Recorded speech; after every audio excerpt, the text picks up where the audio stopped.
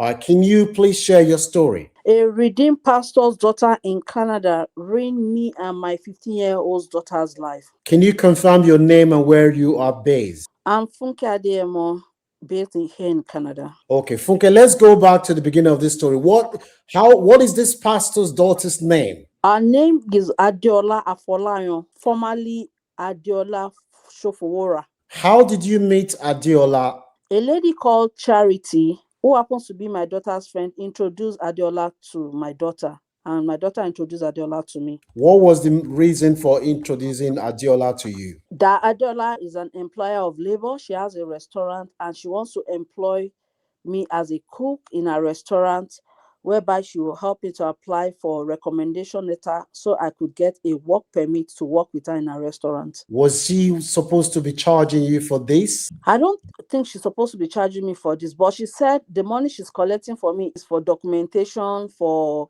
processes that she will go through in order to submit my application. How much did she say she was going to take from you? She said she was going to take $25,000. And how much did you pay her?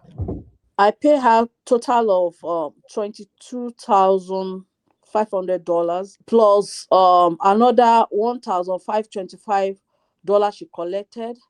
In total, everything is about 24 something, plus what is left with another guy she introduced to me, Sam, making it 25,000. Can you move the camera down a little bit, please? So you gave Adiola the total of 25,000 Canadian dollar for her to help you process work permit. Yes, please. Okay, and after you gave her the money, do you have the work permit now? Not at all. She What stopped picking my call. She has blocked me and she has moved away from the restaurant where she was operating. Okay, let's break it so that the audience can understand the timeline.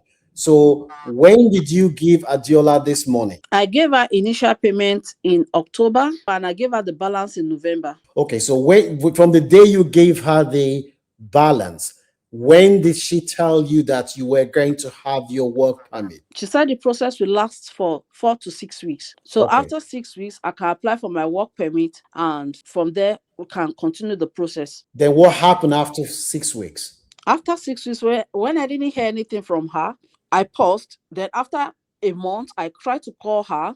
She wasn't giving a feedback. 2 months after, I tried to call her again.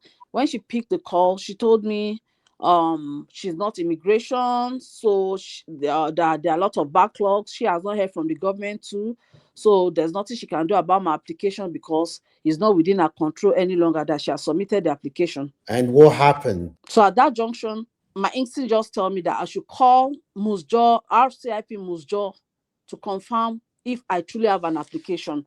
So I saw a number online and I used that number to call Musjo, RCIP Musjo, to confirm if my employer exists and if she actually submitted an application on my behalf.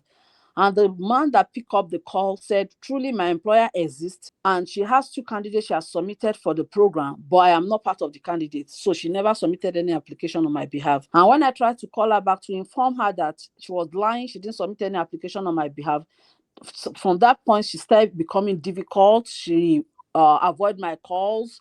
She just tried to frustrate me to make sure that I don't have access to her and I will not be able to ask for my money. So for the audience to understand, Mosjour is a city or an area in Canada. It's a rural area in Canada. It's a small town. Okay, that's fine. So when you confronted her and told her, look, you collected 25,000 Canadian dollars from me. You promised me that you were going to give me work permit.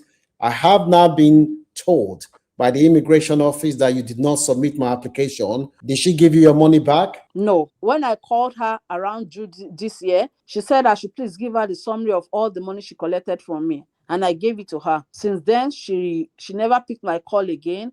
And I tried to pick up a lawyer to help me address the issue. She never, she responded to the lawyer that she was going to pay in instrumental.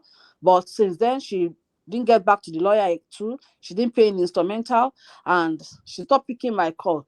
Then there was a particular day I just tried to want to send a message to her. That was when I realized that she and her husband, they blocked my number because it's she and her husband, Ademola Afolayan, that operates this restaurant. And you have spoken to her father, who is a pastor. Yes, somebody gave me the father's number Pastor Ebenezer Shofora in Musjo, and I spoke to the father. The father was sorry about everything that happened to me. But the father said, did I say that the husband is the husband knows about this transaction? And I told him yes. And the father said I should hold on to the husband too, that I should make sure as I'm holding her, I'm holding the husband, that they'll pay me my money. Where did you get the 25,000 Canadian dollars from? These were my savings.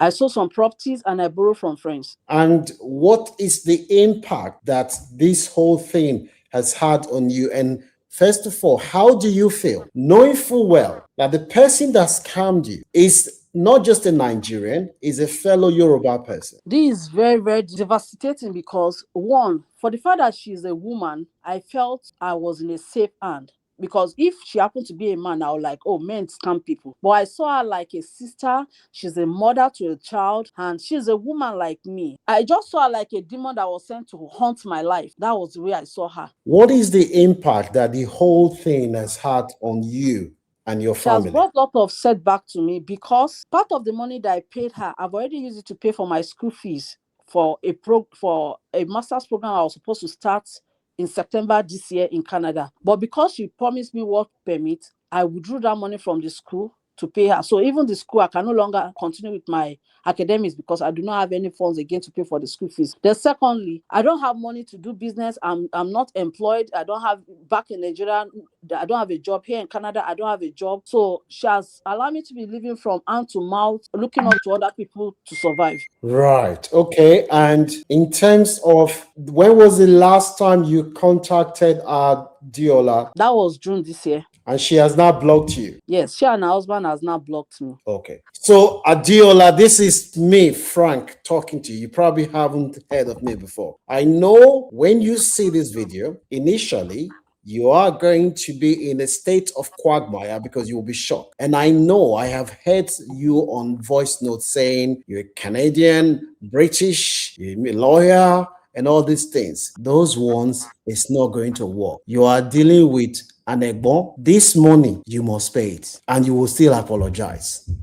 This your threat of lawyer is not going to work. This money, guarantee that you pay, because this is part one. We're dropping this video on all the platform, and to give you and your husband, who is a lecturer, 48 hours to reach out, resolve it. If you fail to do that, we will activate the nuclear option, and you know what nuclear option means. Make it very clear. There is no ambiguity. You must pay this money. Go and check my record. You will pay. Your husband's employer will see this. Everybody that is connected to you, they will see it, and they will know you for who you are. So we're giving you 48 hours to reach out to Funke. You understand the woman's situation. You know what she has been through, and you exploited her desperation. God will not forgive you for what you have done, and you must pay, because the Bible said the wicked will not go unpunished. And if you're watching this video now, you can show appreciation by liking, sharing. The face you are seeing on this video is the face of Adiola. If you do anything with her, you will end up regretting. We have now claimed more than 200,000 British pounds for victim of scams, and we did not charge anybody any money. We have done it out of humanity, and by the grace of God, Adiola will pay this money. So, Funke, don't worry. Adiola will see the video. We've given her 48 hours to reach out to you. If she fails, then we will activate the nuclear option. And her husband, she and her husband, Yeah, they the husband works with Sax Poly. don't worry. He watched with SAS Poly. We know. We will drop the video on the school's website for the school, because the husband's picture is on this video now, because we know that he is complicit. So don't worry. So for those who are watching all this video, subscribe to this channel. If you have any story you want to share with us, you can reach us on our WhatsApp number and follow us on all our social media platforms. Make sure you beware of doing anything with Adiola. If you do anything with her, you will end up regretting. Don't forget to like, share, and subscribe to this channel, and follow us on